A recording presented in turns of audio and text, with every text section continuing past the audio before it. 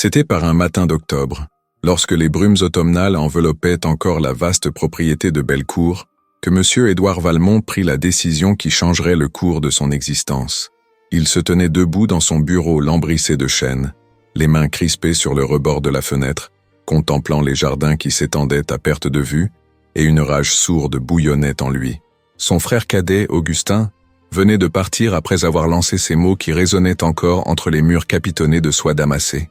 « Tu es incapable d'aimer qui que ce soit, Édouard. Ton cœur est aussi froid que le marbre de cette demeure. Je te parie tout ce que tu voudras que tu ne pourrais même pas faire semblant d'éprouver de l'affection pour une femme pendant plus d'un mois. » Édouard Valmont n'était pas homme à reculer devant un défi. À 32 ans, il avait bâti un empire financier qui faisait trembler les salles de marché de Paris à New York. Les femmes les plus convoitées de la haute société se bousculaient pour obtenir son attention, mais il les traitait toutes avec la même indifférence polie qui avait fait sa réputation.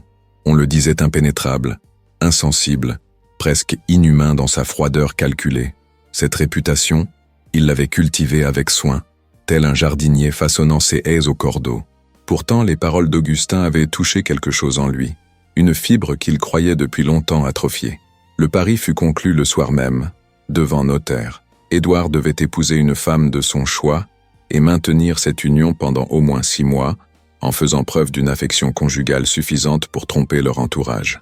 S'il échouait, il céderait à Augustin la direction de la fondation familiale, cette œuvre philanthropique qui était tout ce qui restait du souvenir de leur mère. S'il réussissait, Augustin devrait renoncer à sa part d'héritage et quitter définitivement la France. Les conditions étaient draconiennes, mais Édouard n'hésita pas une seconde. Il signa les documents d'une main ferme, un sourire glacial aux lèvres. Restait à choisir l'épouse. Édouard ne voulait pas d'une femme de son monde, de ces créatures superficielles qui ne verraient en lui qu'un portefeuille ambulant. Il lui fallait quelqu'un de malléable, quelqu'un qui ne poserait pas de questions, quelqu'un qui lui serait redevable, au point de ne jamais oser le contrarier.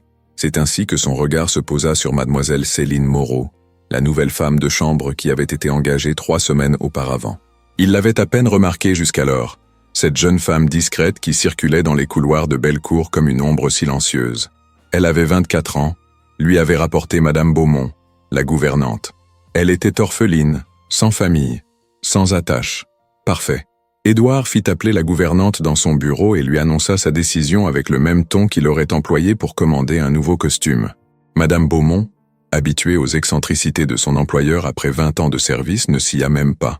Elle se contenta d'acquiescer et d'aller chercher la jeune femme. Céline Moreau entra dans le bureau avec l'appréhension visible de celle qui craint d'avoir commis une faute. Elle gardait les yeux baissés, les mains croisées devant son tablier immaculé.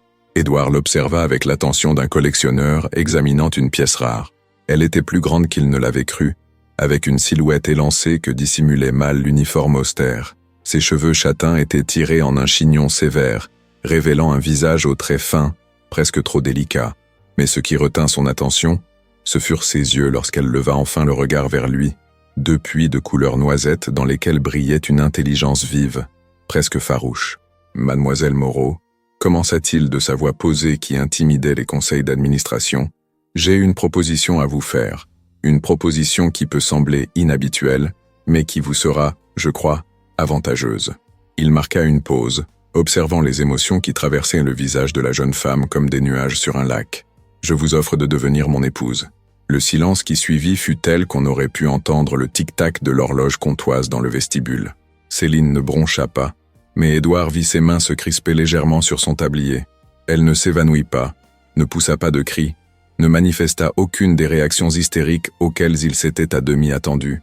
Elle le regarda simplement, avec cette même intensité qu'il avait aperçue dans ses yeux, et attendit qu'il continue. « Comprenez-moi bien, » poursuivit-il en se levant pour faire les 100 pas devant la cheminée monumentale où crépitait un feu d'enfer. « Il ne s'agit pas d'un mariage d'amour. Je ne vous fais pas l'insulte de prétendre éprouver pour vous des sentiments que nous savons tous deux inexistants. C'est un arrangement pratique, une transaction si vous préférez. Vous aurez un toit, un nom respectable, une sécurité financière pour le reste de vos jours. En échange, vous jouerez le rôle de mon épouse pendant au moins 6 mois. Après quoi, si vous le désirez, nous pourrons divorcer discrètement, et je vous constituerai une rente qui vous permettra de vivre confortablement où bon vous semblera. » Céline ne répondit pas immédiatement. Elle semblait peser chaque mot, analyser chaque implication. Édouard, qui était habitué à ce que les gens se précipitent pour accepter ses offres, se surprit à ressentir une pointe d'irritation devant cette hésitation. Savait-elle seulement la chance inouïe qu'il lui offrait? De femme de chambre à Madame Valmont, combien de ses semblables ne rêveraient-elles pas d'une telle ascension? Puis-je vous demander, monsieur, dit-elle enfin d'une voix douce mais ferme qui le prit au dépourvu, la raison de cette proposition? Pourquoi moi, alors que vous pourriez épouser n'importe quelle femme de votre monde? Il y avait dans sa question non pas de l'impertinence, mais une curiosité légitime, presque scientifique, qui força Édouard à la respecter malgré lui. « Précisément parce que vous n'êtes pas de mon monde, » répondit-il avec une franchise brutale. « Je n'ai pas besoin d'une épouse qui chercherait à s'immiscer dans mes affaires, à redécorer ma maison, à organiser des dîners interminables avec des gens insupportables. Je veux quelqu'un qui comprenne que c'est un contrat, rien de plus. Quelqu'un qui ne nourrira pas d'illusions romanesques sur notre union. » Céline hocha lentement la tête, et quelque chose passa dans son regard que Édouard ne put déchiffrer. De la tristesse, peut-être? De la résignation? Il ne savait pas, et cela l'irrita davantage. Il n'avait pas l'habitude de ne pas comprendre les motivations des gens. « Très bien, monsieur, » dit-elle après un long silence. « J'accepte votre proposition, mais j'ai une condition. » L'audace de cette réponse faillit arracher un sourire à Édouard. Ainsi, la petite souris avait des dents. « Je vous écoute, » dit-il en croisant les bras sur sa poitrine. « Je veux que vous me promettiez de ne jamais me mentir. Je peux accepter un mariage sans amour, un arrangement commercial, mais pas la fausseté. Si vous devez me dire quelque chose, même si c'est désagréable, je préfère la vérité. » C'était une requête étrange, presque naïve dans sa simplicité. Édouard eut envie de lui dire que la vie n'était qu'une succession de mensonges polis, que la vérité était un luxe que personne ne pouvait vraiment se permettre. Mais quelque chose dans le regard de cette jeune femme l'en empêcha. « D'accord, » dit-il simplement. « Vous avez ma parole. » Les préparatifs du mariage furent expédiés avec l'efficacité militaire qui caractérisait toutes les entreprises d'Édouard Valmont. Il n'y aurait pas de grande cérémonie, pas de cortège interminable d'invités, pas de réception fastueuse, juste une cérémonie civile rapide à la mairie, suivie d'une bénédiction discrète dans la chapelle privée de Bellecour. Augustin serait présent, bien sûr, ainsi que quelques proches collaborateurs et les membres les plus fidèles du personnel, le minimum syndical pour que l'affaire soit légale et crédible. Pendant la semaine qui précéda le mariage, Céline continua à accomplir ses tâches de femme de chambre comme si de rien n'était. Édouard l'observait parfois à la dérobée, intrigué par son calme apparent. Elle ne manifestait aucune excitation, aucune anxiété visible. Elle vaquait à ses occupations avec la même efficacité tranquille qu'auparavant, acceptant les félicitations embarrassées des autres domestiques avec une modestie qui semblait sincère. Madame Beaumont, de son côté, avait pris les choses en main avec son pragmatisme habituel. Elle avait fait confectionner pour Céline une garde-robe appropriée à son nouveau statut, des robes simples mais élégantes, qui convenaient à une jeune épouse de la haute bourgeoisie. Le jour du mariage arriva avec une rapidité déconcertante. C'était un matin gris de novembre, avec ce crachin persistant qui transforme Paris en aquarelle mélancolique. Édouard se prépara avec son soin habituel, enfilant un costume sombre taillé sur mesure, ajustant sa cravate de soie avec des gestes précis. Il se regarda dans le miroir et vit un étranger, un homme sur le point de commettre une folie calculée.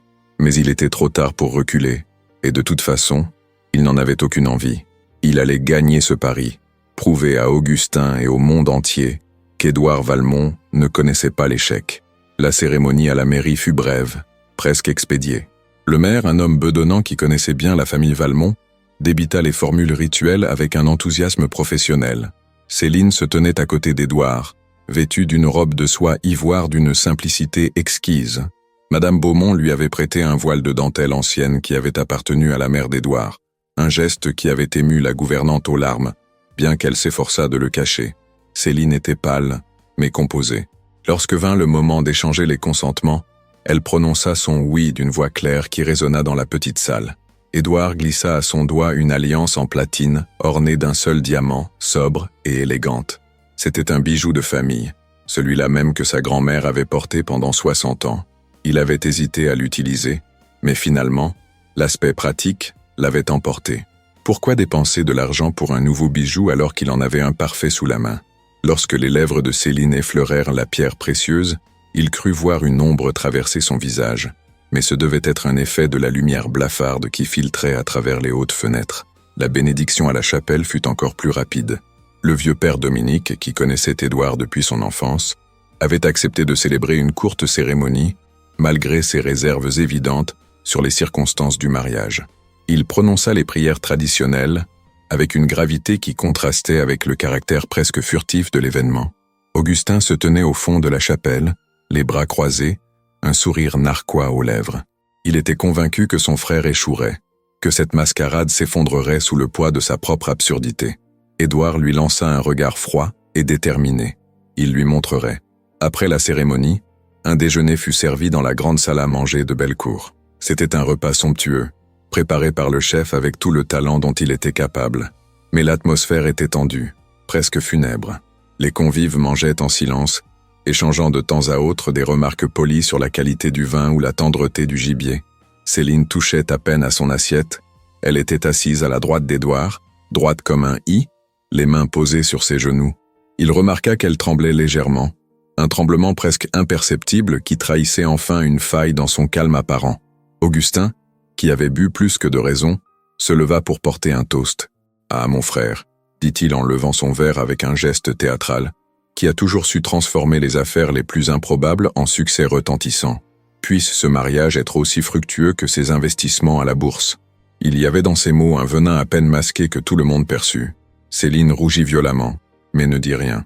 Édouard serra les dents et leva son verre en retour, soutenant le regard de son frère, avec une intensité glaciale. Le reste de la journée se déroula dans une sorte de brouillard irréel. Les invités partirent un à un, murmurant des félicitations embarrassées. Madame Beaumont donna ses dernières instructions au personnel avant de se retirer dans ses appartements. Le soleil déclinait déjà lorsqu'Édouard se retrouva seul avec Céline dans le grand salon. Elle était debout près de la fenêtre, contemplant les jardins qui s'assombrissaient rapidement.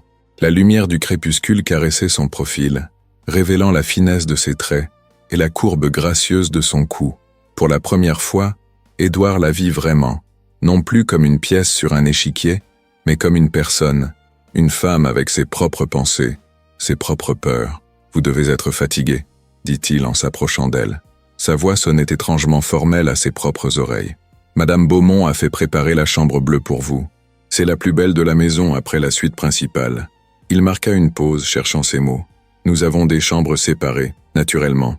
Je ne veux pas que vous vous sentiez inconfortable. » Céline se tourna vers lui, et il vit dans ses yeux une expression qu'il ne put déchiffrer. « Merci, monsieur, » dit-elle doucement. Puis, après une hésitation, « Dois-je continuer à vous appeler ainsi ou… »« Édouard, » dit-il brusquement. « Appelez-moi Édouard. Nous sommes mariés, après tout. Autant respecter les apparences. » Le mot « apparence » flotta entre eux comme une accusation. « Édouard », répéta-t-elle, goûtant le prénom comme si c'était un mot étranger. « Et vous devez m'appeler Céline. » Il hocha la tête, soudain désireux de mettre fin à cette conversation qui prenait un tour trop intime. « Bien, je vais me retirer dans mon bureau. J'ai du travail. Si vous avez besoin de quoi que ce soit, sonnez Madame Beaumont. » Il s'apprêtait à partir lorsque la voix de Céline l'arrêta. « Édouard ?» Il se retourna. Elle le regardait avec une expression indéchiffrable. « Merci pour tout cela. Je sais que ce n'est qu'un arrangement, mais merci quand même. » Il ne sut que répondre. Un simple de rien lui sembla à la fois trop familier et trop désinvolte. Alors, il se contenta d'incliner la tête et quitta la pièce, troublé par l'émotion qu'il avait perçue dans la voix de la jeune femme. C'était de la gratitude, bien sûr, mais il y avait autre chose aussi, quelque chose de plus profond qu'il ne voulait pas analyser. La nuit tomba sur Bellecour, comme un rideau de velours noir. Édouard s'enferma dans son bureau et tenta de se concentrer sur les dossiers qui s'empilaient sur sa table de travail. Mais pour la première fois depuis des années, il se surprit à être incapable de fixer son attention. Ses pensées revenaient sans cesse à cette jeune femme qui dormait maintenant quelque part dans sa maison, portant son nom, lié à lui par des vœux qu'ils avaient tous deux prononcés sans y croire vraiment. Quelle folie l'avait pris, quel orgueil démesuré l'avait poussé à se lancer dans cette mascarade. Vers minuit, il abandonna tout prétexte de travail et monta à l'étage. Sa chambre était au bout du couloir, séparée de celle de Céline par 3 portes closes. Il passa devant la chambre bleue et remarqua un ray de lumière sous la porte. Elle ne dormait donc pas. Il hésita un instant, la main levée pour frapper, puis se ravisa. Que lui dirait-il? Quelle excuse trouverait-il pour justifier sa présence à une heure aussi tardive? Non, mieux valait respecter la distance qu'il avait lui-même établie. Il se retira dans sa chambre et se prépara pour la nuit avec des gestes mécaniques. Mais une fois allongé dans son grand lit au drap de lin frais, le sommeil le fuit. Il resta éveillé, les yeux fixés sur le plafond à caisson où dansaient les ombres projetées par la braise mourante dans la cheminée. Des questions qu'il ne voulait pas se poser tournaient dans sa tête comme des rapaces.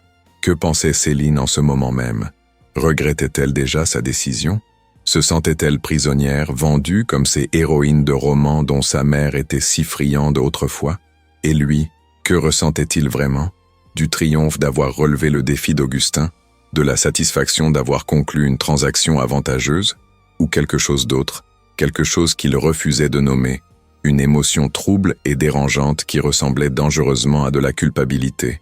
L'aube le trouva, toujours éveillé, les yeux cernés, l'esprit embrumé. Il se leva et se prépara avec son habituelle méticulosité, comme si l'accomplissement de ses rituels quotidiens pouvait le ramener à son état normal d'impassibilité. Mais lorsqu'il descendit pour le petit déjeuner, et qu'il trouva Céline déjà assise à table, vêtue d'une simple robe de jour en laine grise, il sentit quelque chose se serrer dans sa poitrine. Elle leva les yeux vers lui et lui sourit timidement, et ce sourire si fragile et si sincère le désarçonna complètement. Les premiers jours du mariage s'écoulèrent dans une atmosphère d'étrangeté polie. Édouard et Céline évoluaient dans la vaste demeure comme deux étrangers partageant le même hôtel, se croisant au repas, échangeant des banalités sur le temps ou les menus du jour, puis se retirant chacun dans leurs occupations respectives. Édouard passait ses journées enfermé dans son bureau, plongé dans ses affaires avec une intensité qui frisait l'obsession. Céline, quant à elle, semblait ne pas savoir quelle place occuper dans cette maison qui était désormais la sienne. Madame Beaumont, avec sa délicatesse habituelle, avait tenté d'initier la nouvelle Madame Valmont aux responsabilités d'une maîtresse de maison, mais Céline refusait systématiquement de donner des ordres au personnel qu'elle avait côtoyé quelques jours auparavant comme leur égal. Elle préférait se réfugier dans la bibliothèque, cette pièce magnifique tapissée de livres du sol au plafond, où elle passait des heures à lire, pelotonnée dans un fauteuil près de la fenêtre. Édouard l'y avait surprise un après-midi, si absorbée par sa lecture qu'elle ne l'avait pas entendu entrer. Elle lisait un volume de Brontë, justement, les sourcils froncés dans une concentration intense. Il était resté sur le seuil, troublé par la grâce inconsciente de cette scène, avant de se retirer silencieusement. Le 5e jour après le mariage, Augustin vint rendre visite. Il arriva sans s'annoncer, comme il en avait l'habitude, faisant irruption dans le salon où Céline prenait le thé en compagnie de Madame Beaumont. La gouvernante se retira discrètement, laissant les deux jeunes gens seuls. Augustin examina Céline avec une curiosité non dissimulée, tournant autour d'elle comme un acheteur évalue un cheval au marché. « Ainsi, vous êtes la miraculeuse épouse qui a réussi à capturer le cœur de glace de mon frère », dit-il avec un sourire qui n'atteignait pas ses yeux. « Pardonnez ma franchise, madame, mais vous ne ressemblez guère aux conquêtes habituelles d'Édouard. Pas de bijoux ostentatoires, pas de toilette extravagante, pas cet air de triomphe calculé que j'ai vu tant de fois chez les femmes qui gravitent autour de lui. » Céline reposa sa tasse avec un calme délibéré. « Je ne suis pas une conquête, monsieur Valmont, » répondit-elle d'une voix douce mais ferme. « Et je ne cherche pas à triompher de qui que ce soit. Je suis simplement son épouse, comme la loi et l'Église l'ont déclaré. » Augustin éclata d'un rire sans joie. « Son épouse, quelle délicieuse comédie. Dites-moi, chère belle-sœur, êtes-vous au courant du pari qui a motivé ce mariage? Mon frère vous a-t-il fait l'honneur de vous expliquer que vous n'êtes qu'un pion dans un jeu entre lui et moi ?» Le visage de Céline ne trahit aucune émotion, mais Augustin, observateur avisé, remarqua le léger tremblement de sa main lorsqu'elle saisit de nouveau sa tasse. « Édouard m'a dit la vérité dès le début, » répondit-elle. « Il ne m'a jamais menti sur la nature de notre arrangement. C'est plus que ce que beaucoup de femmes peuvent dire de leur époux. » Cette réponse décontenance Augustin. Il s'était attendu à des larmes, à de l'indignation, peut-être même à un éclat de colère. Mais cette acceptation tranquille, presque philosophique, le laissait sans armes. « Vous êtes une créature étrange, » dit-il finalement. « Je me demande ce que mon frère a bien pu voir en vous pour vous choisir, plutôt qu'une autre. »« Précisément rien, je suppose, » répondit Céline avec un sourire triste. « C'est là tout l'intérêt, n'est-ce pas? Je suis un choix qui n'en est pas un, une variable neutre dans son équation. Ne cherchez pas de mystère là où il n'y en a pas, monsieur Valmont. » Ce fut à ce moment qu'Édouard entra dans le salon, alerté par un domestique de la présence de son frère. Il évalua la situation d'un coup d'œil, remarquant la posture défensive de Céline malgré son apparente sérénité, et la lueur malicieuse dans les yeux d'Augustin. « Je vois que tu as décidé de faire connaissance avec mon épouse, dit-il d'un ton glacial. J'espère que tu as été courtois, Augustin. Céline est désormais une Valmont, et à ce titre, elle mérite le respect. » Augustin haussa les épaules avec désinvolture. « Toujours aussi protecteur, mon frère. Je me demande si c'est de l'affection conjugale ou simplement ton instinct de propriétaire qui parle. » Il se tourna vers Céline avec un sourire carnassier. « Prenez garde, chère madame. Mon frère ne sait pas faire la différence entre posséder et aimer. Pour lui, vous n'êtes qu'un actif de plus dans son portefeuille. » Édouard fit un pas en avant, les poings serrés, mais Céline intervint avant que la situation ne dégénère. « Monsieur Valmont, dit-elle en s'adressant à Augustin, je vous remercie pour votre visite et pour votre sollicitude. Mais je vous assure que je connais parfaitement les termes de mon mariage et que j'y ai consenti en toute connaissance de cause. Maintenant, si vous voulez bien nous excuser, Édouard et moi avions justement prévu de faire une promenade dans les jardins.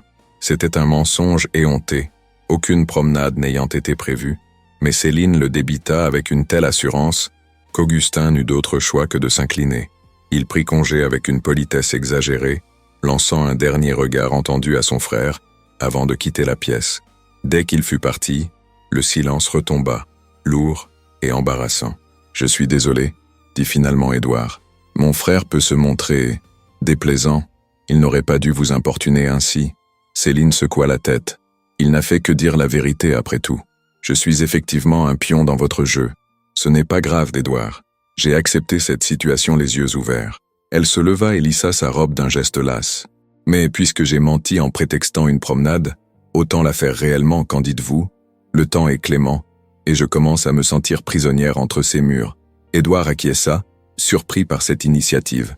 Ils sortirent ensemble dans les jardins, marchant côte à côte sans se toucher, séparés par un espace invisible mais tangible.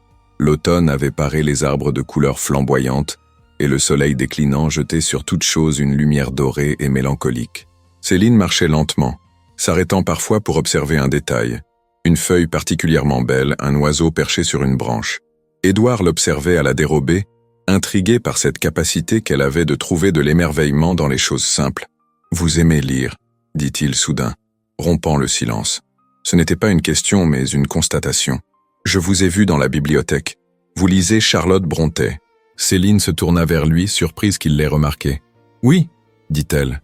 Jane Eyre est mon roman préféré. Je l'ai lu une dizaine de fois, je crois. C'est l'histoire d'une femme qui refuse de se compromettre, qui exige d'être traitée en égal même quand tout conspire à la rabaisser. J'admire ce courage. Un courage que vous n'avez pas eu vous-même, dit Édouard sans réfléchir, et regretta immédiatement ses paroles en voyant Céline pâlir. Pardonnez-moi, ajouta-t-il rapidement. C'était cruel et injuste, mais Céline ne semblait pas offensée. Elle continua à marcher, les yeux fixés sur l'horizon. Non, dit-elle doucement, vous avez raison. Jane Eyre a refusé d'être la maîtresse de Rochester parce qu'elle s'aimait trop pour accepter une position dégradante. Moi, j'ai accepté d'être votre épouse alors que vous m'avez clairement dit que vous ne m'aimiez pas et ne m'aimeriez jamais. En un sens, c'est pire qu'être une maîtresse. Au moins, une maîtresse peut se bercer de l'illusion que l'amour viendra peut-être un jour. Moi, je n'ai même pas cette consolation. Édouard ne sut que répondre.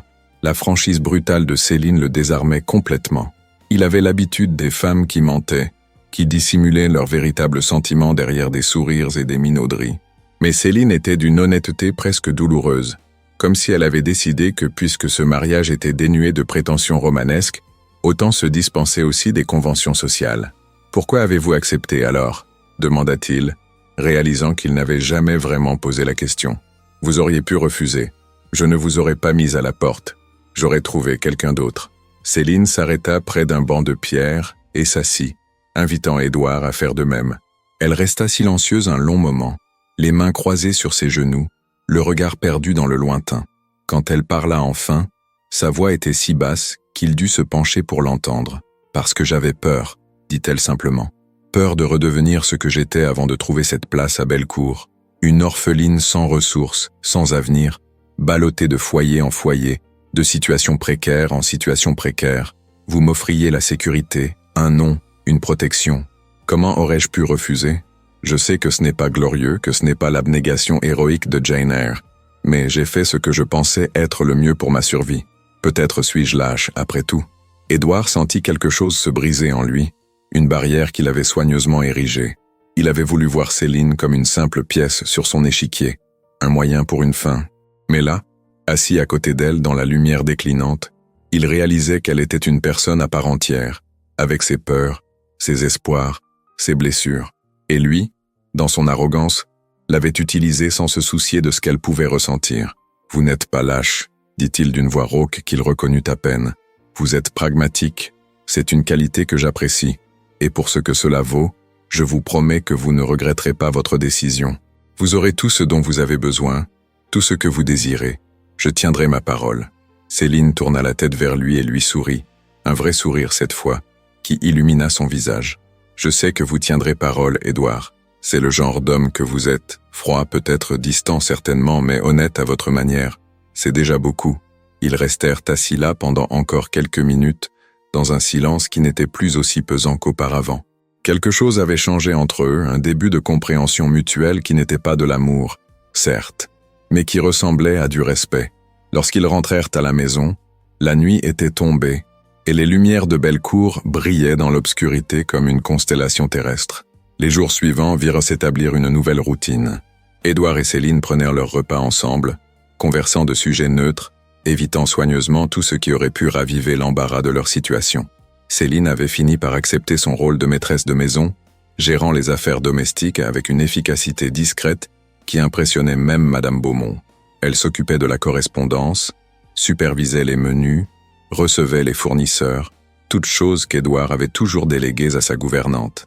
La maison fonctionnait désormais avec une harmonie nouvelle, comme un mécanisme d'horlogerie parfaitement huilé. Un soir, environ 2 semaines après le mariage, Édouard reçut une invitation pour un gala de charité organisé par la Fondation Beau Séjour. C'était un événement majeur de la saison mondaine, où tout le gratin parisien serait présent. Refuser aurait été impensable, d'autant plus qu'Édouard était un contributeur important de la Fondation. Mais cela signifiait qu'il devrait y paraître avec Céline, les exposant tous deux aux regards curieux et aux langues acérées de la haute société.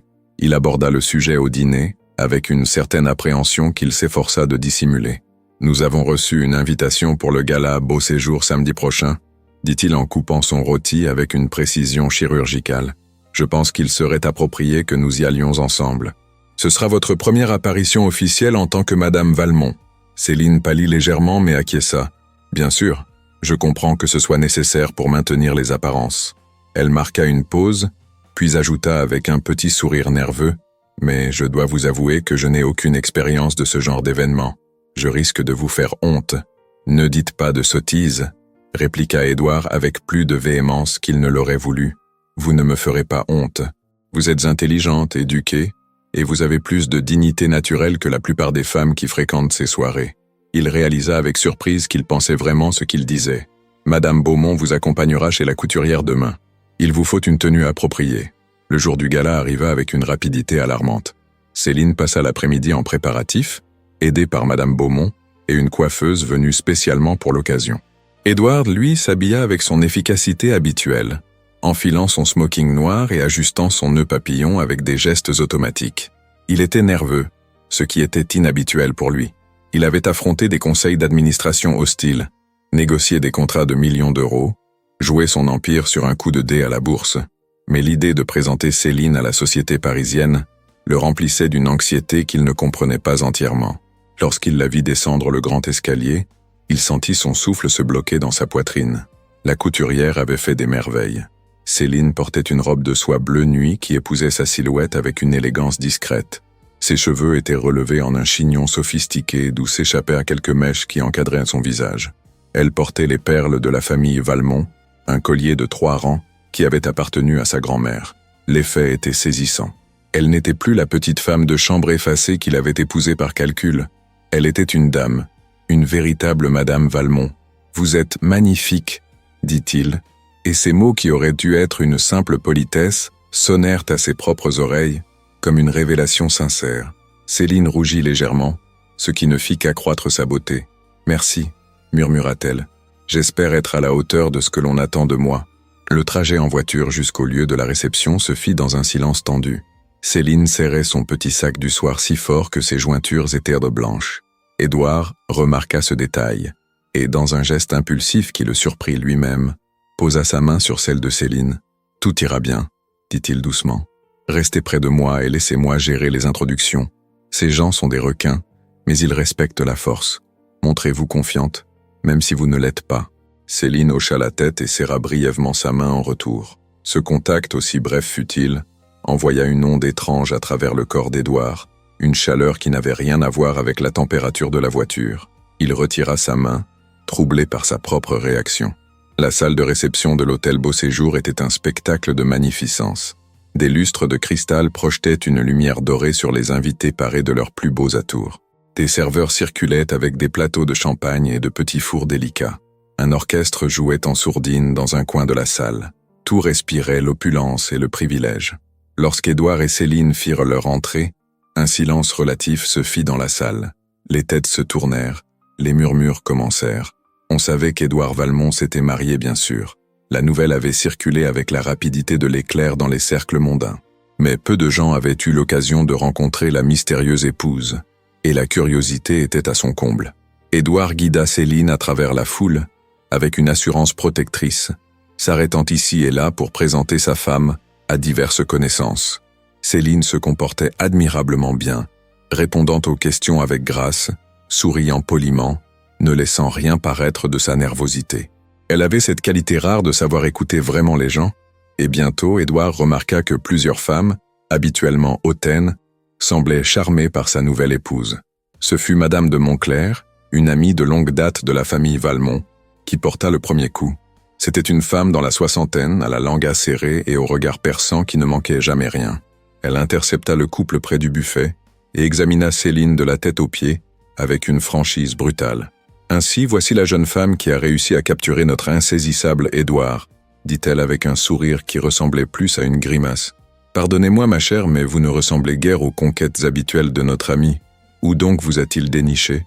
Vous n'êtes certainement pas de notre milieu. » Céline ne sia pas. « En effet, madame, » répondit-elle d'une voix calme. « Je ne suis pas née dans votre monde, mais j'ai l'honneur de porter désormais le nom des Valmont, et j'espère me montrer digne de cet honneur. » Il y avait dans sa réponse une dignité simple qui força le respect. Madame de Montclair haussa un sourcil, visiblement impressionnée malgré elle. De la franchise, comme c'est rafraîchissant. Ces jeunes femmes d'aujourd'hui sont généralement si hypocrites, prétendant être ce qu'elles ne sont pas. Au moins, vous avez le courage de vos origines. J'aime ça. Elle se tourna vers Édouard avec un sourire énigmatique. Tu as peut-être fait un meilleur choix que je ne le pensais, mon garçon. Le reste de la soirée se déroula de manière similaire. Certains invités étaient ouvertement condescendants, d'autres curieux, quelques-uns même bienveillants. Céline navigua à travers ces eaux traîtresses avec une grâce qui étonna Édouard. Elle ne prétendait pas être ce qu'elle n'était pas, mais elle ne s'excusait pas non plus de ses origines. Cette honnêteté désarmait les gens, les obligeait à la respecter malgré leurs préjugés. À un moment donné, alors que Céline était en conversation avec un groupe de femmes, Édouard se retrouva seul avec son ami Charles Beaumont, un banquier avec qui il avait fait ses études. Charles lui donna une tape dans le dos avec un sourire complice. « Félicitations, mon vieux, dit-il. Ta femme est charmante, un peu différente de ton type habituel, mais c'est peut-être exactement ce qu'il te fallait. Elle a l'air authentique, ce qui est une denrée rare dans notre monde. » Édouard acquiesça, surpris de constater qu'il était fier de Céline. Elle avait passé l'épreuve avec brio, gagnant le respect de personnes qui auraient pu facilement la mépriser. Il la chercha du regard à travers la foule et la trouva près des fenêtres, écoutant avec attention une dame âgée qui lui racontait visiblement une longue histoire. Le profil de Céline était illuminé par la lumière des lustres, et encore une fois, Édouard fut frappé par sa beauté, une beauté qui n'avait rien d'ostentatoire mais qui était d'autant plus puissante dans sa subtilité. La soirée touchait à sa fin, lorsque survint l'incident qui allait tout changer. Édouard était en conversation avec un groupe d'investisseurs potentiels, lorsqu'il entendit un éclat de rire désagréable provenant de l'autre côté de la salle. Il tourna la tête et aperçut Augustin, visiblement ivre, entouré d'un petit groupe de jeunes gens oisifs qui riaient à ses remarques. Son frère gesticulait de manière théâtrale, et même à cette distance, Édouard pouvait deviner qu'il était en train de raconter quelque chose de désobligeant. Son regard chercha immédiatement Céline, et la trouva figée près du buffet, le visage blême, les yeux fixés sur Augustin, avec une expression d'horreur contenue. Il s'excusa auprès de ses interlocuteurs et traversa la salle à grands pas, le sang battant à ses tempes. En s'approchant, Il entendit distinctement les paroles d'Augustin qui portaient dans le brouhaha de la réception. Son frère racontait, avec force détails croustillants, comment Édouard avait épousé une simple domestique pour gagner un pari, comment toute cette mascarade n'était qu'une transaction commerciale déguisée en mariage respectable. Les auditeurs d'Augustin riaient, certains par gêne, d'autres par cruauté pure. Quelques personnes s'étaient approchées pour écouter, et le cercle s'élargissait de minute en minute. « Imaginez, disait Augustin avec un sourire venimeux, mon frère, le grand Édouard Valmont, si fier, si imperturbable, réduit à épouser sa femme de chambre pour me prouver qu'il avait un cœur. C'est d'une ironie délicieuse, n'est-ce pas? Et la pauvre petite qui s'est laissée prendre au piège, croyant sans doute qu'elle pourrait transformer le monstre en prince charmant par la force de son amour pur. Quelle naïveté touchante! Édouard sentit une rage froide l'envahir, une colère telle qu'il n'en avait pas ressentie depuis des années. Mais avant qu'il ne puisse intervenir, ce fut Céline qui bougea. Elle traversa la salle avec une grâce terrible, tous les regards convergeant vers elle. Le silence se fit progressivement, même l'orchestre semblant ralentir ses accords. Elle s'arrêta à quelques pas d'Augustin et le regarda droit dans les yeux, avec une intensité qui fit taire le rire sur les lèvres du jeune homme. « Vous avez raison, monsieur Valmont, » dit-elle d'une voix claire qui porta dans toute la salle. « Je n'étais qu'une domestique avant d'épouser Édouard. Je n'ai pas de nom illustre, pas de fortune ancestrale, pas de connexion dans la haute société. Mais contrairement à vous, j'ai de la dignité. J'ai accepté ce mariage en connaissance de cause, sans illusion romantique, parce que c'était la meilleure option qui s'offrait à moi. C'est peut-être calculateur, c'est peut-être pragmatique, mais au moins, c'est honnête. Tandis que vous, avec tous vos privilèges et vos avantages, vous passez votre temps à essayer de détruire votre propre frère par jalousie et ressentiment. Qui entre nous deux devrait avoir honte? » Un silence de mort s'abattit sur l'assemblée. Augustin était devenu écarlate, oscillant entre la fureur et l'humiliation. Édouard s'était approché et se tenait maintenant derrière Céline, une présence protectrice et menaçante à la fois. Il posa sa main sur l'épaule de sa femme dans un geste qui était à la fois une revendication et un soutien. « Ma femme a raison », dit-il d'une voix glaciale qui fit frissonner plusieurs personnes dans l'assistance. « Notre mariage est peut-être né d'un pari, mais il est légal et respecté par la loi. Céline porte mon nom et mérite d'être traitée avec le respect qui lui est dû. Quiconque oserait l'insulter m'insulterait moi-même et devrait en subir les conséquences. » Son regard balaya la foule, s'arrêtant sur chaque visage avec une menace implicite. « Quant à toi, Augustin, je crois que tu as assez bu pour ce soir. Je suggère que tu rentres chez toi avant de te ridiculiser davantage. » Augustin voulut répliquer, mais les mots moururent sur ses lèvres devant le regard meurtrier de son frère. Il tourna les talons et quitta la salle en titubant légèrement, suivi par quelques-uns de ses compagnons de beuverie. Progressivement, les conversations reprirent, d'abord en murmures feutrés, puis avec plus d'animation. Mais quelque chose avait changé dans l'atmosphère. Les regards portés sur Céline n'étaient plus condescendants ou curieux. Ils étaient respectueux, presque admiratifs. Elle avait fait preuve d'un courage remarquable en tenant tête à Augustin devant tout ce monde, et cela lui avait valu une estime que toutes les belles robes du monde n'auraient pu acheter. Madame de Montclerc s'approcha d'eux avec un sourire approbateur. « Magnifique démonstration, ma chère, » dit-elle à Céline. « Vous avez plus de cran que la plupart des femmes de cette assemblée. Édouard, tu as épousé une tigresse. Prends-en bien soin. » Elle s'éloigna en gloussant, laissant Édouard et Céline seuls au milieu de la foule. « Je suis désolée, » murmura Céline, tremblante maintenant que l'adrénaline retombait. « J'ai peut-être eu tort de réagir ainsi. J'aurais dû me taire et laisser passer. » Édouard la regarda avec une expression qu'elle ne put déchiffrer. « Non, » dit-il fermement. « Vous avez eu raison.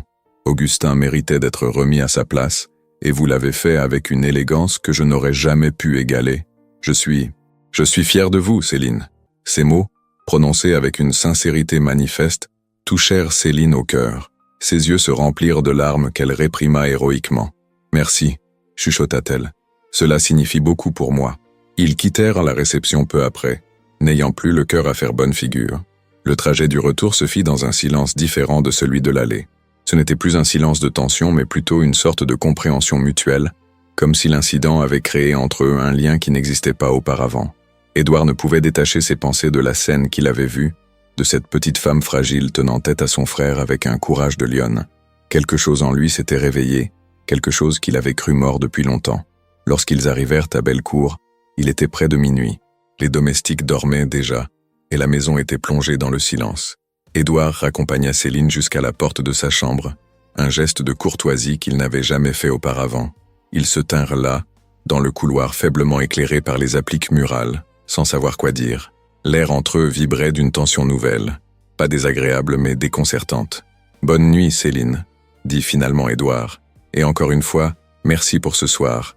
Vous avez été remarquable. » Céline leva les yeux vers lui, et dans la pénombre, ses yeux brillaient d'une émotion intense. « Bonne nuit, Édouard », répondit-elle doucement. Puis, dans un geste impulsif qui la surprit elle-même, elle se haussa sur la pointe des pieds et déposa un baiser léger sur sa joue. « Merci de m'avoir défendu. Je sais que ce n'était pas dans les termes de notre accord, mais cela a compté pour moi. » Elle disparut dans sa chambre avant qu'il ne puisse répondre, le laissant planté dans le couloir, une main portée machinalement à l'endroit où ses lèvres avaient effleuré sa peau. Ce contact, si bref et si chaste, avait déclenché en lui un tumulte d'émotions qu'il ne savait pas nommer. Il resta là un long moment, fixant la porte close, avant de se diriger vers sa propre chambre d'un pas incertain. Cette nuit-là, pour la première fois depuis leur mariage, Édouard ne put trouver le sommeil. Il se tourna et se retourna dans son lit, hanté par des images de Céline. Céline riant doucement en lisant dans la bibliothèque. Céline marchant dans les jardins avec cette grâce naturelle qui lui était propre. Céline tenant tête à Augustin avec une bravoure qui forçait l'admiration. Céline dans sa robe bleue, belle à couper le souffle. Et toujours, ce baiser sur sa joue, ce geste simple qui avait ébranlé toutes ses certitudes. Qu'était-il en train de lui arriver? Lui, Édouard Valmont, l'homme de glace, le calculateur impitoyable, était-il en train de développer des sentiments pour sa propre femme? C'était absurde, contraire à tout ce qu'il s'était promis. Ce mariage était une transaction, un moyen pour une fin, rien de plus. Il ne devait pas s'attacher. L'attachement était une faiblesse, et il ne pouvait pas se permettre d'être faible. Et pourtant, malgré tous ces raisonnements, il ne pouvait nier la vérité qui s'imposait peu à peu à lui. Céline avait réussi à percer ses défenses, à toucher quelque chose en lui, qu'il croyait mort depuis la disparition de sa mère des années auparavant. Les jours qui suivirent le gala furent étranges et tendus. Édouard et Céline continuaient leurs routines habituelles, mais quelque chose avait changé de manière subtile. Leurs regards se croisaient plus souvent, s'attardaient plus longtemps. Leurs conversations, autrefois polies et superficielles, prenaient de la profondeur. Ils parlaient de livres, de musique, de philosophie, découvrant avec surprise qu'ils partageaient de nombreux points de vue. Céline avait une intelligence vive et une curiosité insatiable qui stimulait Édouard d'une manière qu'il n'avait jamais expérimentée avec aucune autre femme. Un après-midi pluvieux, environ un mois après le mariage, Édouard descendit à la bibliothèque et trouva Céline endormie dans le grand fauteuil près de la fenêtre. Un livre était tombé de ses mains et gisait ouvert sur le tapis persan. Elle avait la tête penchée sur le côté, une mèche de cheveux tombant sur son visage et elle respirait doucement, paisiblement. Édouard s'approcha silencieusement et ramassa le livre. C'était un volume de poésie de Baudelaire, ouvert à un poème sur la mélancolie et le désir. Il observa Céline dormir, fasciné par la vulnérabilité de cette scène intime. Sans réfléchir, il tendit la main et écarta doucement la mèche de cheveux de son visage. Au contact de ses doigts, Céline ouvrit les yeux, désorientée pendant un instant. Leurs regards se rencontrèrent et le temps sembla se suspendre. Édouard vit dans ses yeux une chaleur, une douceur qui lui coupa le souffle. Il était si proche d'elle qu'il pouvait sentir le parfum léger de lavande qu'elle portait, voir les reflets dorés dans ses iris noisettes. « Édouard », murmura-t-elle, et son nom sur ses lèvres sonna comme une caresse. Il réalisa avec un choc qu'il avait envie de l'embrasser, une envie si forte qu'elle le terrifiait. Mais avant qu'il ne puisse agir sur cette impulsion, ou se ressaisir et s'éloigner, un coup frappé à la porte les fit sursauter tous les deux. Madame Beaumont entra, portant un plateau de thé. Si elle remarqua la tension dans la pièce, la proximité suspecte entre le maître et sa nouvelle maîtresse, elle ne le montra pas. « Pardonnez l'intrusion, monsieur », dit-elle de sa voix posée. « Mais vous avez un visiteur. Maître Dubois, votre notaire, est arrivé et souhaite s'entretenir avec vous dans votre bureau. Il dit que c'est urgent. » Édouard se redressa, se composant avec difficulté une expression neutre. « Merci, Madame Beaumont. J'y vais immédiatement. » Il lança un dernier regard à Céline qui s'était levée et lissait sa robe d'un geste nerveux, puis quitta la pièce. Maître Dubois l'attendait dans le bureau, l'air grave. C'était un homme dans la cinquantaine, avec des lunettes cerclées d'or et une calvitie naissante. Il avait été le notaire de la famille Valmont depuis 30 ans et connaissait tous les secrets de la lignée. Il se leva à l'entrée d'Édouard et lui serra la main avec solennité. « Monsieur Valmont, commença-t-il sans préambule, je viens vous informer que votre frère a déposé une requête officielle contestant la validité de votre mariage. Il allègue que l'union avec mademoiselle, pardonnez-moi madame Moreau-Valmont, a été contractée sous de fausses prétentions et constitue une fraude. Il demande l'annulation du mariage et revendique ses droits sur la fondation familiale conformément aux termes du pari que vous avez conclu. » Édouard sentit une rage froide l'envahir. « Sur quelle base ose-t-il contester la légalité de mon mariage? Nous avons été mariés devant la loi et l'Église. Tous les documents sont en ordre. » Le notaire hocha tristement la tête. Il ne conteste pas la légalité formelle, mais plutôt l'intention. Il prétend que vous n'avez jamais eu l'intention d'honorer les obligations matrimoniales, que le mariage n'a jamais été consommé, et qu'il s'agit donc d'un mariage blanc contracté dans le seul but de gagner un pari. Si le tribunal l'écoute, il pourrait effectivement ordonner une annulation. Édouard se laissa tomber dans son fauteuil, l'esprit tourbillonnant. Comment Augustin pouvait-il savoir que le mariage n'avait pas été consommé? À moins que, bien sûr, il avait dû soudoyer quelqu'un dans la maison. Peut-être une femme de chambre qui avait remarqué que les lits séparés n'étaient jamais défaits en même temps. Ou peut-être avait-il simplement parié sur le fait qu'Édouard, dans sa froideur calculée, n'aurait pas touché à sa femme de convenance. « Que me conseillez-vous, maître Dubois » demanda-t-il d'une voix tendue. Le notaire joignit les mains devant lui, pesant soigneusement ses mots. « Légalement, si vous pouvez prouver que le mariage a été consommé, l'argument de votre frère s'effondre. Sans cette preuve, je crains que vous ne soyez dans une position délicate. Les termes du pari stipulaient que vous deviez maintenir une union crédible pendant 6 mois. Si le tribunal juge que vous n'avez pas rempli les obligations conjugales normales, il pourrait considérer que vous n'avez pas respecté l'esprit du pari. » Édouard se passa une main sur le visage, sentant le poids de la situation s'abattre sur lui. Il avait été si concentré sur l'aspect pratique du mariage qu'il n'avait jamais envisagé cette possibilité. Et maintenant, il se trouvait dans une position impossible. Comment pouvait-il prouver une intimité qui n'existait pas? Allait-il demander à Céline de mentir devant un tribunal? L'idée même lui répugnait. « Je vais avoir besoin de temps pour réfléchir à cela, » dit-il finalement. « Combien de temps ai-je avant que l'affaire ne passe devant le tribunal? » « Environ 3 semaines, » répondit le notaire. « Mais monsieur Valmont, je dois vous dire en tant qu'ami autant qu'en tant que conseiller légal que cette situation est devenue bien plus compliquée qu'un simple pari entre frères. Si vous perdez, vous perdrez non seulement le contrôle de la fondation, mais aussi votre réputation. Toute la société parisienne saura que votre mariage était une mascarade. Cela vous affectera, vous et votre épouse. » Après le départ du notaire, Édouard resta assis dans son bureau pendant des heures, fixant les flammes dans la cheminée. Il devait prendre une décision, mais chaque option semblait pire que la précédente. Il pouvait abandonner, admettre la défaite, laisser Augustin gagner, mais cela signifierait perdre la fondation, l'œuvre de sa mère, la seule chose qui lui restait d'elle. Et cela signifierait aussi exposer Céline au ridicule public, faire d'elle la risée de la société. Après tout ce qu'elle avait enduré, après le courage dont elle avait fait preuve lors du gala, il ne pouvait pas lui faire ça. L'autre option était de consommer le mariage, de transformer cette union de papier en quelque chose de réel. Mais cela impliquerait d'approcher Céline, de lui demander « Quoi exactement ?» De coucher avec lui par obligation légale? L'idée même lui donnait la nausée. Céline méritait mieux que cela. Elle méritait d'être désirée pour elle-même, pas utilisée comme un pion dans un jeu juridique. Et pourtant, une petite voix dans sa tête lui murmurait que ce ne serait peut-être pas si terrible, que depuis quelques semaines, il pensait de plus en plus souvent à Céline de cette manière, que lorsqu'il l'avait vue endormie dans la bibliothèque cet après-midi, il avait eu envie de bien plus qu'un simple baiser chaste. Mais était-ce du désir véritable ou simplement une réaction physique à la proximité d'une belle femme? Il ne savait plus. Le dîner ce soir-là fut une épreuve. Céline remarqua immédiatement qu'il était préoccupé et tenta plusieurs fois d'engager la conversation, mais Édouard répondait par monosyllabes, perdu dans ses pensées torturées. Finalement, elle posa sa fourchette et le regarda directement. « Édouard, quelque chose ne va pas. Je vous en prie, dites-moi ce qui s'est passé avec le notaire. Cela me concerne aussi, n'est-ce pas ?»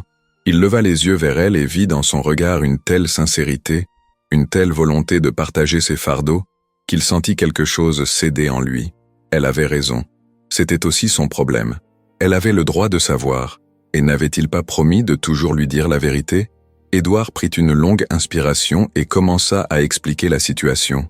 Il lui parla de la requête d'Augustin, de l'annulation demandée, des arguments juridiques qui pourraient être avancés. Il lui dit tout, sans rien cacher, respectant la promesse qu'il lui avait faite le jour où elle avait accepté de l'épouser. Pendant qu'il parlait, il vit le visage de Céline pâlir progressivement, ses mains se crisper sur sa serviette. Lorsqu'il eut terminé, un silence pesant s'installa entre eux. Céline baissa les yeux vers son assiette, où le repas refroidissait, intact. Édouard attendit, le cœur battant d'une anxiété qu'il n'aurait jamais admise à voix haute. Finalement, elle releva la tête et le regarda avec une détermination farouche qui le surprit. « Alors il faut consommer le mariage », dit-elle d'une voix claire mais tremblante. « C'est la seule solution logique, n'est-ce pas? Si c'est ce qui peut prouver la validité de notre union et vous permettre de garder la fondation de votre mère, alors c'est ce que nous devons faire. » Édouard sentit son estomac se nouer. « Céline, je ne peux pas vous demander cela, ce serait profiter de vous de la manière la plus vile. Vous ne me devez rien, certainement pas votre corps. » Un sourire triste étira les lèvres de Céline. « Ne soyez pas ridicule, Édouard. Bien sûr que je vous dois quelque chose. Vous m'avez donné un nom, une sécurité, une vie que je n'aurais jamais pu avoir autrement. Et contrairement à ce que vous semblez penser, ce ne serait pas un sacrifice si terrible de ma part. » Elle rougit légèrement mais soutint son regard. « Vous n'êtes pas un monstre. Vous êtes même plutôt... Enfin, vous comprenez ce que je veux dire. » Édouard se leva brusquement, renversant presque son verre dans son agitation. Il fit les 100 pas devant la cheminée, les mains crispées derrière le dos. « Non, » dit-il fermement, « je refuse de vous toucher dans ces circonstances. Si jamais il devait y avoir quelque chose entre nous, ce serait parce que nous le désirons tous les deux vraiment, pas par obligation légale. Je trouverai un autre moyen de contrer Augustin. » Céline se leva à son tour et s'approcha de lui. Elle était si proche maintenant qu'il pouvait sentir la chaleur de son corps, voir les reflets dorés dans ses yeux. « Et si je vous disais, » murmura-t-elle d'une voix à peine audible, « que ce ne serait pas seulement par obligation pour moi, que ces dernières semaines, j'ai appris à vous connaître, et que ce que j'ai découvert me plaît plus que je ne l'aurais cru possible ?» Le cœur d'Édouard bondit dans sa poitrine. Il la regardait avec une incrédulité mêlée d'espoir, cherchant dans son visage la moindre trace de mensonge. Mais tout ce qu'il y vit fut une sincérité désarmante, une vulnérabilité qui lui coupa le souffle. « Céline, » dit-il d'une voix rauque, « vous ne savez pas ce que vous dites. Je ne suis pas un homme facile à aimer. Je suis froid, distant, égoïste. Je vous ai épousé pour un pari, bon sang. Comment pourriez-vous avoir de l'affection pour quelqu'un comme moi ?» Céline leva une main et la posa doucement sur sa joue, un geste d'une tendresse infinie. « Parce que j'ai vu au-delà de la façade que vous montrez au monde. J'ai vu comment vous traitez vos employés avec respect, même si vous prétendez n'être qu'un patron exigeant.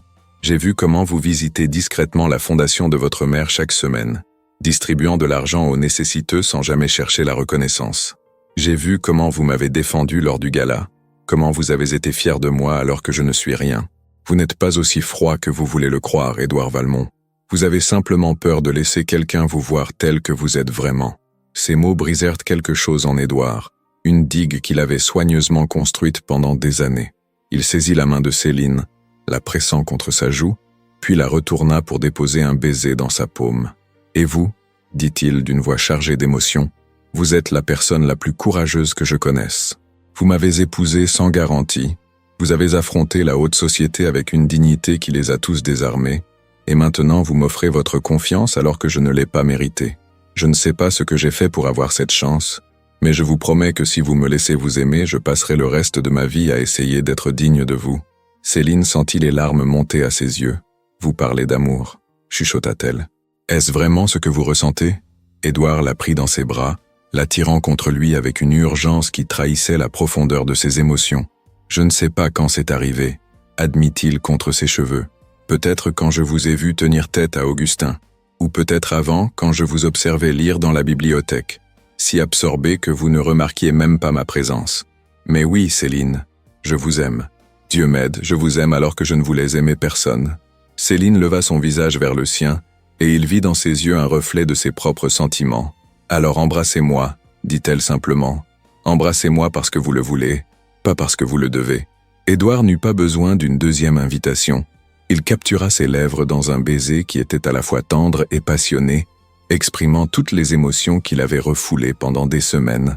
Céline répondit avec une ardeur qui l'enflamma, ses bras se nouant autour de son cou, son corps se pressant contre le sien. Le monde autour d'eux disparut, Il n'y avait plus que cette étreinte, ce baiser qui scellait enfin leur union de manière véritable. Lorsqu'ils se séparèrent enfin tous deux haletants, Édouard posa son front contre celui de Céline. « Êtes-vous certaine ?» demanda-t-il une dernière fois. « Une fois que nous aurons franchi cette ligne, tout sera différent entre nous. Il n'y aura plus de retour possible. » Céline sourit, un vrai sourire lumineux qui illumina tout son visage. « Je n'ai jamais été aussi certaine de quelque chose de toute ma vie. Emmenez-moi dans votre chambre, Édouard. Faites de moi vraiment votre femme. » Il la souleva dans ses bras, arrachant un petit cri de surprise mêlé de rire à Céline. Il monta l'escalier avec elle, son cœur battant à tout rompre, un mélange d'excitation et d'appréhension tourbillonnant en lui. C'était étrange. Lui qui avait connu d'autres femmes sans jamais ressentir la moindre nervosité, se sentait maintenant comme un adolescent lors de sa première fois. Mais c'était différent avec Céline. Tout était différent avec elle. Il la déposa doucement sur le lit de sa chambre, une pièce dans laquelle elle n'était jamais entrée auparavant. C'était une chambre masculine, décorée dans des tons de bleu marine et de gris, avec de lourdes tentures aux fenêtres et un grand lit à baldaquin qui dominait l'espace.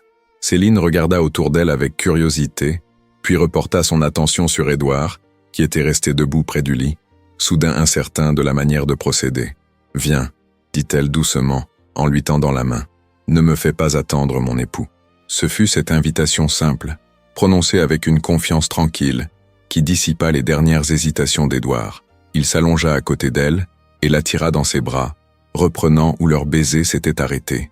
Ses mains explorèrent doucement le corps de Céline à travers sa robe, découvrant ses courbes avec une révérence qui la fit frissonner. Elle répondit avec la même curiosité, ses doigts défaisant maladroitement les boutons de sa chemise, explorant le torse musclé qu'elle révélait. Les vêtements furent retirés lentement, presque cérémonieusement, chaque nouvelle parcelle de peau révélée étant accueillie par des caresses et des baisers. Édouard prenait son temps, voulant que cette première fois soit mémorable pour Céline, qu'elle efface toute l'amertume de leur mariage arrangé. Il la couvrit de baisers, explorant son corps avec une attention minutieuse qui l'amena au bord de la folie. Céline, de son côté, découvrait avec émerveillement le plaisir que pouvait procurer l'intimité physique quand elle était guidée par l'affection et le désir véritable. Lorsqu'ils s'unirent enfin, ce fut avec une douceur infinie. Édouard s'était attendu à devoir surmonter la réticence naturelle d'une jeune femme inexpérimentée, mais Céline l'accueillit avec une confiance totale qui le bouleversa profondément. Ils bougeaient ensemble dans un rythme ancien et nouveau à la fois, leurs corps apprenant à se connaître, leurs âmes se reconnectant de la manière la plus fondamentale qui soit. Plus tard, alors qu'ils étaient allongés dans les bras l'un de l'autre, écoutant leur respiration se calmer progressivement, Édouard sentit quelque chose de profond se transformer en lui. Cette femme qu'il avait épousée par calcul, cette petite domestique sans nom ni fortune, était devenue la personne la plus importante de son existence. L'idée de la perdre, de vivre sans elle, lui était maintenant insupportable. Comment avait-il pu être assez stupide pour croire qu'il pouvait contrôler ses émotions, qu'il pouvait épouser quelqu'un sans risquer de s'attacher ? « À quoi penses-tu » murmura Céline contre son torse, traçant de paresseux cercles sur sa peau du bout des doigts. « Je pense, dit-il en resserrant son étreinte autour d'elle, que mon frère m'a rendu le plus grand service de ma vie en me lançant ce pari. Sans lui, je ne vous aurais jamais rencontré, jamais découvert ce que signifie vraiment aimer quelqu'un. » Céline leva la tête pour le regarder, ses yeux brillants dans la pénombre de la chambre éclairée uniquement par les braises mourantes dans la cheminée. « Alors nous devrions peut-être le remercier ?» dit-elle avec un sourire malicieux. « Mais pas tout de suite. Pour l'instant, j'ai des projets qui n'impliquent que nous deux. » Édouard rit, un rire véritable qui résonna dans la chambre, et l'attira de nouveau à lui. Cette nuit-là, ils scellèrent leur union encore et encore, effaçant tous les doutes, toutes les incertitudes, ne laissant place qu'à la certitude de leur amour naissant. Les semaines qui suivirent furent comme un rêve éveillé. Édouard et Céline ne se cachaient plus leurs sentiments, ni devant les domestiques, ni devant le monde. Ils se promenaient main dans la main dans les jardins de Bellecour, partageaient leurs repas dans une intimité joyeuse, passaient leurs soirées à lire ensemble dans la bibliothèque ou à discuter de tout et de rien devant le feu. La transformation d'Édouard était si spectaculaire que même Madame Beaumont, qui l'avait connu enfant, en était émerveillée. L'homme froid et distant qu'elle avait servi pendant des années avait fait place à quelqu'un de plus chaleureux, de plus humain. Le procès intenté par Augustin eut finalement lieu 6 semaines après le mariage. Édouard et Céline se présentèrent au tribunal ensemble, unis non plus seulement par un contrat de mariage, mais par un amour véritable et profond. Maître Dubois présenta leur défense avec brio, produisant des témoignages de membres du personnel qui attestaient de l'affection évidente entre les époux, des relevés prouvant que Céline avait pris sa place de maîtresse de maison, et finalement, un certificat médical confirmant que le mariage avait bien été consommé. Augustin, assis dans la salle d'audience avec son avocat, pâlit en entendant ces révélations. Il avait été si sûr de sa victoire, si convaincu que son frère ne pourrait jamais vraiment s'attacher à qui que ce soit.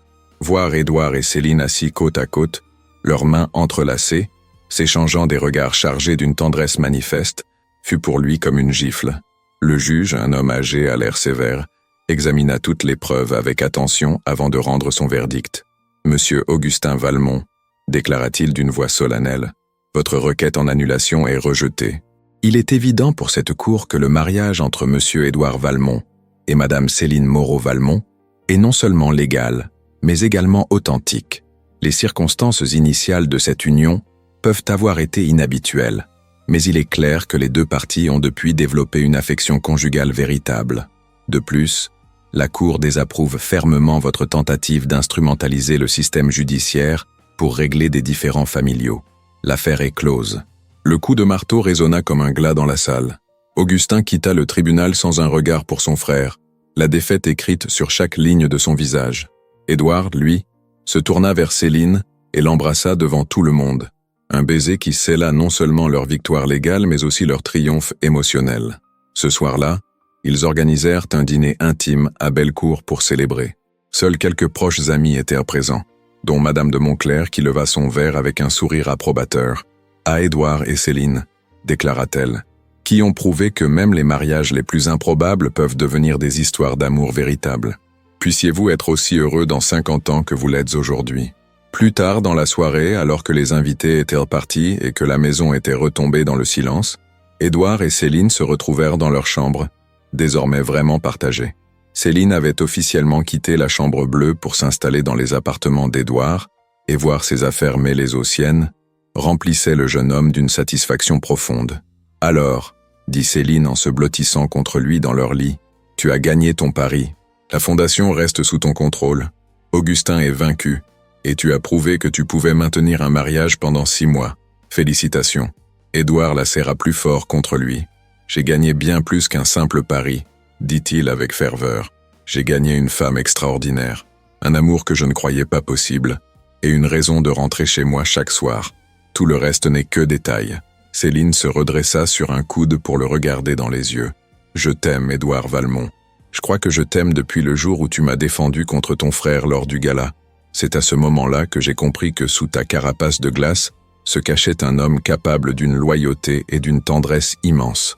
Et moi, répondit Édouard en caressant doucement sa joue, je crois que je suis tombé amoureux de toi le jour où je t'ai trouvé endormi dans la bibliothèque, un livre de poésie à la main.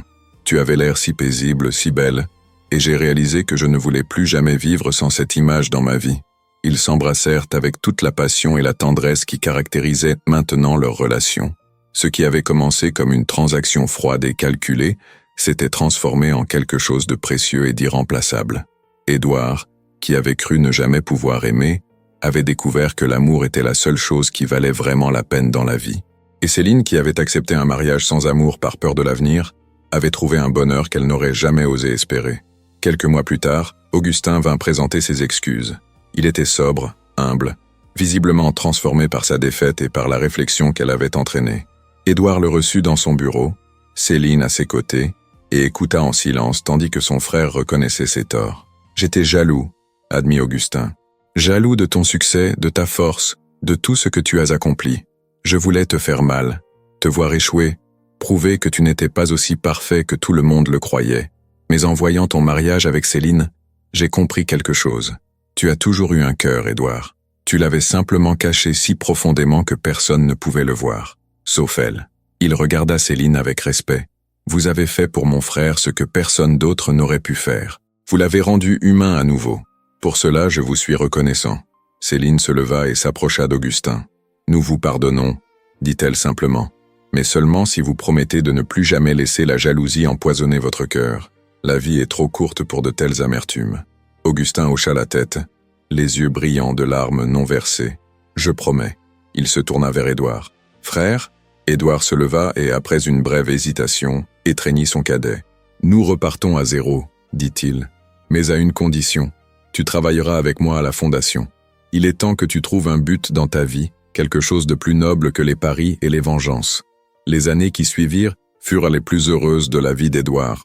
Lui et Céline eurent 3 enfants, 2 garçons et une fille, qui grandissaient à Bellecour dans une atmosphère d'amour et de sécurité que leur père n'avait jamais connus enfants. La fondation prospéra sous leur direction conjointe, Céline y apportant une sensibilité et une compréhension des besoins des démunis qu'Édouard n'aurait jamais pu avoir. Augustin, fidèle à sa promesse, devint un collaborateur précieux, canalisant son énergie vers des causes positives. Un soir d'automne, exactement 5 ans après leur mariage, Édouard et Céline se promenaient dans les jardins de Bellecour, main dans la main, regardant leurs enfants jouer sur la pelouse. Les arbres étaient apparus des mêmes couleurs flamboyantes que ce jour lointain où ils avaient de marcher ensemble pour la première fois, encore étrangers l'un à l'autre. « Te souviens-tu » demanda Céline. « Du jour où tu m'as proposé ce mariage, j'étais si effrayée, si incertaine. Je n'aurais jamais imaginé que cela se terminerait ainsi. » Édouard l'attira contre lui, déposant un baiser sur son front. « Moi non plus, » admit-il. « J'ai cru que je pouvais contrôler mes émotions, que je pouvais épouser quelqu'un sans risquer de tomber amoureux. Quelle arrogance! Tu as bouleversé tous mes plans, brisé toutes mes certitudes, et je ne t'en remercierai jamais assez. » Le millionnaire qui a épousé sa domestique sur un pari, murmura Céline avec un sourire. « C'est ainsi que les gens racontent encore notre histoire, mais ils ne savent pas la vérité. »« Et quelle est-ce la vérité ?» demanda Édouard, bien qu'il connaisse déjà la réponse. Céline leva son visage vers le sien, ses yeux noisettes brillant de tout l'amour qu'elle portait à cet homme. « La vérité, dit-elle, c'est que le pari n'a été que le début. L'amour, le véritable amour, est venu après, transformant une transaction en quelque chose de sacré. Nous n'avons pas été mariés par choix, mais nous avons choisi de nous aimer. Et c'est ce choix, renouvelé chaque jour, qui fait de nous ce que nous sommes. » Édouard l'embrassa alors, longuement, tendrement, tandis que le soleil déclinait derrière les arbres et que leurs enfants riaient dans le crépuscule doré. Et dans ce baiser, dans cette étreinte, se trouvait toute la promesse d'un avenir partagé, toute la gratitude pour un présent béni et tout le pardon pour un passé imparfait. Car l'amour, le véritable amour, ne naît pas toujours dans des circonstances idéales. Parfois, il surgit des endroits les plus inattendus, transformant ce qui aurait dû être une simple transaction en la plus belle des histoires.